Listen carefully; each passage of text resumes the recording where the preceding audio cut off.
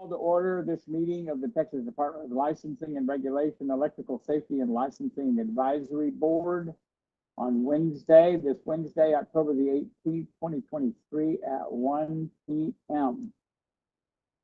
And at this time, I'll ask everybody to please mute your mics, turn them on to speak, and remember that when you speak, if you will, state your name first. And with that, I'm going to go to item B. Roll call for certification of a quorum. Anna, I'm going to turn it over to you. Yes, sir. Stacy Mighty. Marcus Lundergreen. Present. John Sparrow. Present.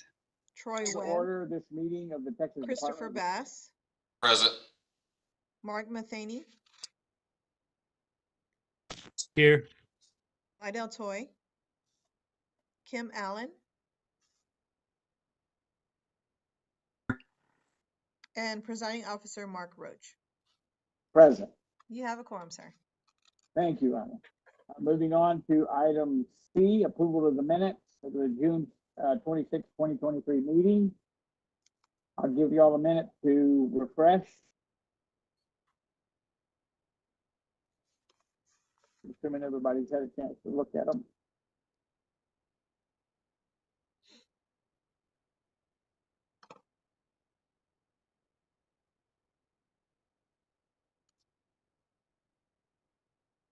Mr. Chairman, John Sparrow, I'll make a motion to approve the minutes.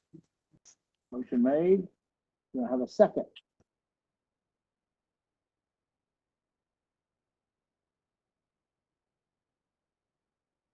Kit Bass, second. Second by Kit Bass. Is there any discussion, gentlemen?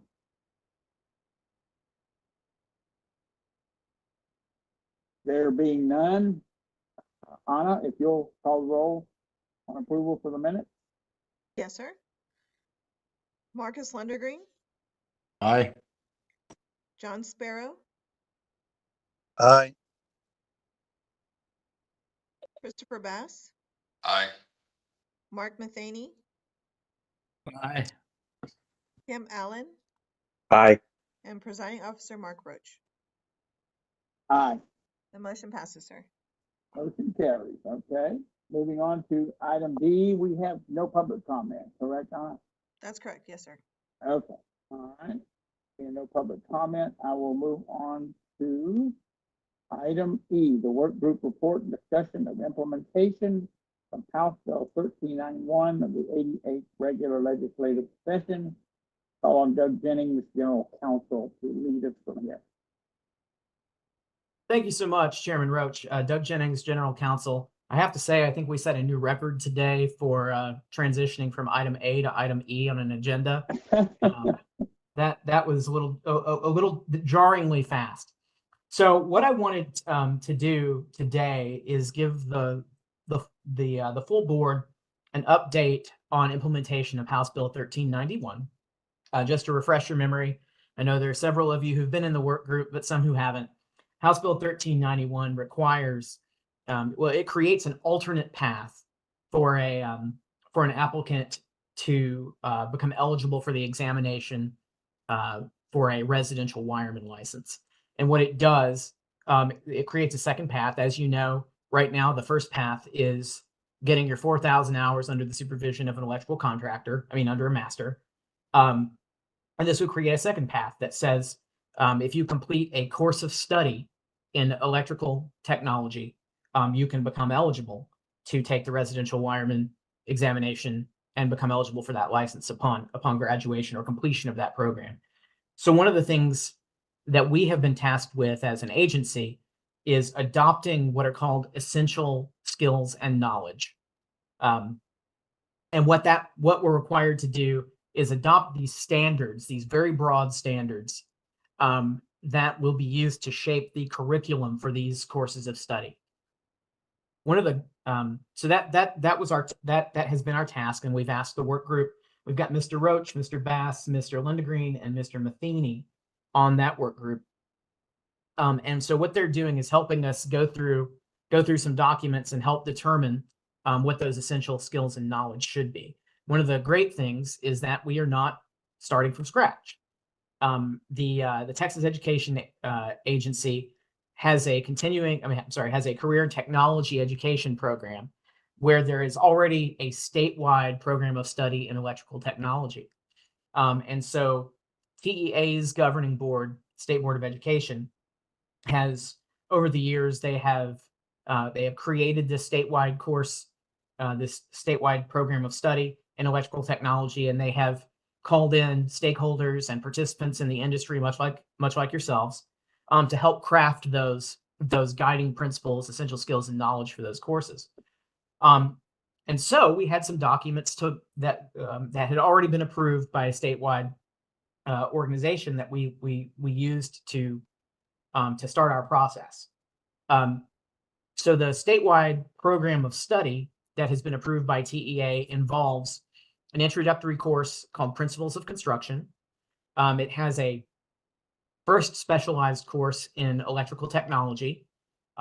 That's 1 credit or 1 semester. A follow-up course, Electrical Technology 2, which is 2 credits, 2 credit hours. So either 2 semesters or 1 semester of, a double booked class.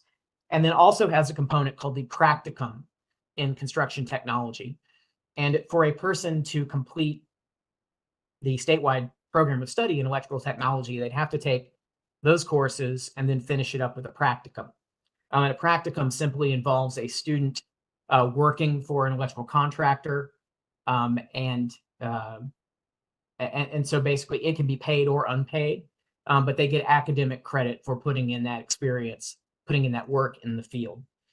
We included in your documents for this meeting the essential skills and knowledge laid out in TEA's rules for Principles of Construction, the 2 electrical technology courses, and the practicum in construction technology. I am happy to report that with a couple of minor exceptions, the work group has been very pleased with the essential skills and knowledge that are laid out that are currently in place for the high schools in this CTE program. I think in one instance, I think maybe the group thought that the essential skills and knowledge maybe contained more skills and knowledge than a residential wireman would necessarily need, considering that their practice is going to be confined to residential settings. There's commercial there are commercial aspects in there as well. And so I just wanted to kind of paint a picture for you of what this is going to look like moving forward. We first of all wanted to make sure that it wasn't just the work group members who had access to these documents that had been reviewed and approved. We wanted to make sure that the full board got to look at those, so that's why they're in your materials. So we ask you, in your spare time, if you have some, that you look at these documents, and that you send your feedback to me. I would appreciate it. If you feel like there are any notable omissions from those essential skills and knowledge, or anything that you would potentially like to see added in the future. And this will just kind of help us figure out how we coordinate with the State Board of Education moving forward in trying to put these programs in place. Our goal, and what the House Bill 1391 requires us to do, is it requires our governing commission to adopt rules that include these essential skills and knowledge. So what that draft rule will eventually look like, and you will see it when we meet probably mid-January, is it's going to say the commission hereby adopts the following essential skills and knowledge for the statewide program of education in electrical technology. And it will look very similar to the documents that you have in your materials, where, for example, in Principles of Construction, there will be a subsection A dedicated to construction site safety, identifying hazards, another section on maintaining tools, another section on bending conduit, another section on there's a lot of hazards and safety. So those types of things. But you'll see in your materials, most of those essential skills and knowledge are pretty comprehensive. And the work group at least was really comfortable in what's already contained there. So the game plan is that we're going to come back to you in January as a full board. The work group still has a little bit of work to do. We've got to iron out a couple of smaller issues, and we will come to you with a rule package in January that will contain those essential skills and knowledge. In the meantime, we will be reaching out to you.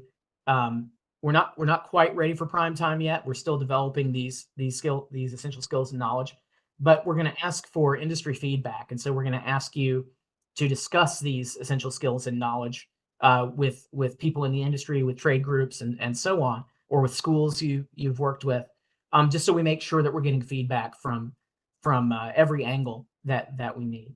Anyway, that's the game plan, and I'm happy to answer any questions you might have. Any questions from members of the board? Yeah, hey Doug, this is John Sparrow. Is this just a regular CT teacher kind of responsibility within a school who'll be expected to teach the curriculum of this course, or are they specialized, already qualified electricians that are being hired by the schools to teach these types of classes? Great question, Mr. Sparrow. Thank you.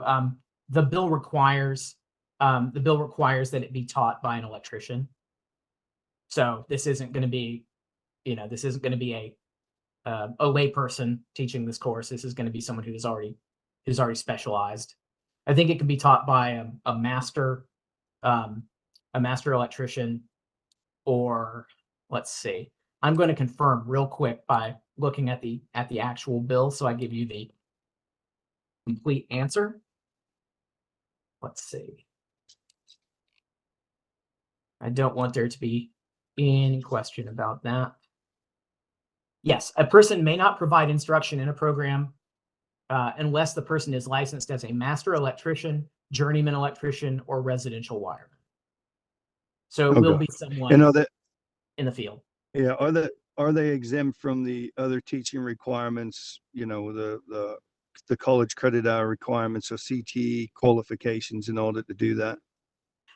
There has been some change in the last few legislative sessions about the requirements for a teacher in the high schools. I believe the school board can hire a person who is qualified by virtue of being a licensed electrician to teach this course without them having to also undergo other certification for teaching. That's Okay. Go ahead, John. Go ahead. I was just going to say, I think the concern is just the availability of the folks able to teach these. If they're going to have, additional requirements above and beyond their, license status, I think, if we can help in any way to make sure that they don't have to meet those requirements, so that their availability is a lot more, relevant. Right. Yeah, and this question is, go ahead, Chairman. Go ahead, Doug. Oh, I was just going to say, this question has arisen a couple of times, and I do think that there is some, maybe there is some confusion about what is required to actually teach. And so it's very possible that someone who is a master electrician, a journeyman electrician, might not put their foot forward to teach these programs because they think they might have to undergo some certification. So I think it will be our kind of shared responsibility to communicate to people that extra certification is not required. Talk to your local school board, try to get involved, and even if you don't have time to teach, these schools can certainly use donations of time, material, space, you name it. And so that's going to be, the bill doesn't require us to do that, but that's just what, that's part of what we're going to do. We're going to try to get the word out and direct, send people to the right places. Right. Just quick comment. John, I sit on, and members of the board, I sit on the Gregory Portland Independent School District Board. And I was in the meeting with Representative Schaefer, Doug, Representative Schaefer. And I brought that up because we were, trade association that was heavily involved in House Bill 5 in 2013, which moved CTE forward back into the schools. And that was an issue that all teachers have to be certified teachers with college degrees and all that business. And Representative Schaefer interjected almost immediately that he took care of that in the following session, I believe would have been 2015, that created legislation where a school board is empowered with approval authority to approve the instructor for this course rather than administration and TEA. So yes, the answer to your question, John, is that a master electrician or a licensed electrician, but does not have a teaching certificate, can be approved by the school board to teach the course. That's correct. And there's a small incentive. I wouldn't say it's overwhelming, but there is a small incentive for an electrician, licensed electrician, to teach one of these, one of these courses. In that the bill, House Bill 1391, also requires us to adopt rules granting some CE credit for those licensed electricians who teach these courses, and also to waive renewal fees for those teachers. Small incentive, but still, it matters. Yeah, I think it definitely matters to get those guys on board to get it done. So that's awesome. Thanks for the answers. Certainly.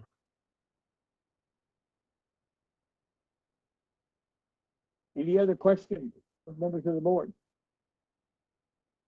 Marcus, have you had a chance to discuss it up in your circle up there, and have you come up with any additional observations since our meeting? No, I was still waiting for the next work group meeting really to hear back from the education agencies relating to their breakdown of how many hours of classroom time versus how many hours of actual hands-on training, if they're putting any sort of requirement, because right now everything is extremely broad, giving them a lot more control than I'm comfortable with. Additionally, they're sitting at 960 hours based on their 8 hours credit. That's not 4,000 hours. Right.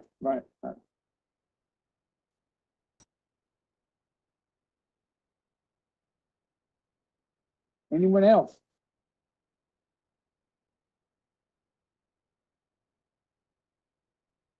Doug, turn it back to you.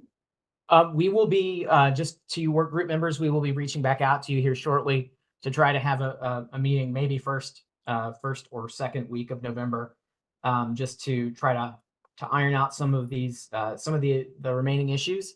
And then our goal, once again, is to have this board meet in early to mid-January. We don't have a date ironed out yet, but we'll poll the board and get you in there so we can have a further discussion about this. Okay. Have Doug, has anything come in from the outside? Anybody that's aware of this? Any suggestive information or anything? Not yet. Okay.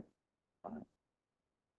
You know, as word gets around, word can get around fast. So. Right. I do expect that we will hear from plenty of folks. So. Okay. Anything else, Doug? No, sir. All right, and nothing else from the board. If there being nothing else, I'll move on to item F. Recommendation for agenda items for the next board meeting. Does anybody have anything that they would like to see placed on the agenda?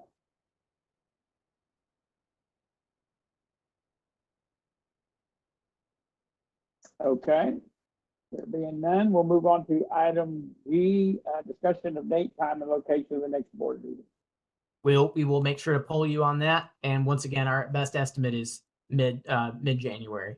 Okay, and then you'll let us know on the work group. Yes, sir. Yeah. For the benefit of you board members who are not on the work group, Marcus, you correct me if I've gotten this wrong. It's a very interesting discussion, very, very in-depth and very interesting discussion. And the folks involved have a great deal of in-depth knowledge that they seem to be able to bring to the table. Would you agree, Doug? Absolutely, absolutely. I feel we've still got some more discussion. Well, oh yeah, we got more.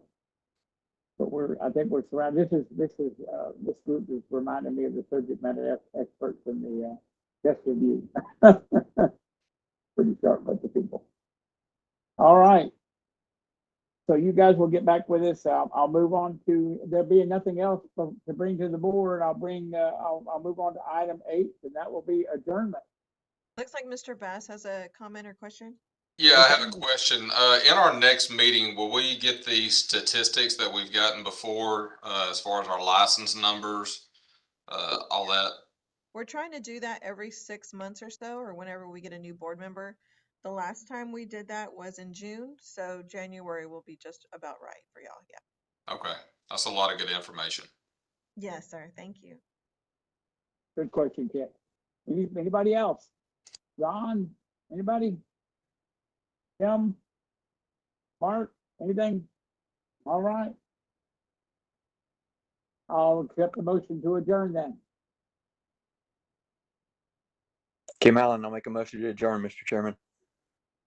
Kit Bass, Marcus second. Green. Go ahead, Kit. All right. Marcus Green, second.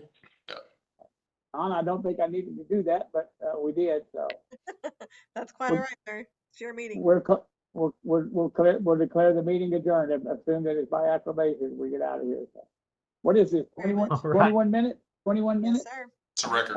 New record. And That's once very again, to impressive. Michael in the back, Michael in the background there, thank you very much for keeping us on the air, Michael.